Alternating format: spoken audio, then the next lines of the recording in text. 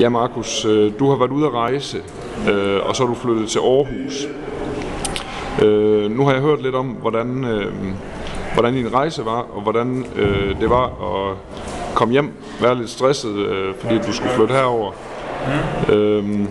Og så vil jeg høre efterfølgende her, hvordan er dit indtryk, så hvordan har dit umiddelbare indtryk været af din første tid her i Aarhus, de første par uger? Det har været meget positivt indtryk. Det har været rigtig travlt. Jeg har haft rigtig meget at se til. Jeg har boet 2 forskellige steder lige pt. Og på mandag skal jeg flytte ud til mit eget. Så på den måde har jeg været ret udløst. Det har jo så været til det sidste halvårs tid, så det har ikke gjort mig særlig meget. Men det har egentlig været meget rart. Det kunne have været meget rart at have en fast base, når man kommer hjem fra skole og har en masse lektier for, har en masse afleveringer for, og har en masse ting, der skal læses. Så har du ikke dit eget skrivebord, du har ikke dit eget værelse. Jeg bor bare på gulvet på en madras hos en veninde. Så på den måde kan man godt sige, at det har været stressende, men det har også været en kæmpe stor oplevelse.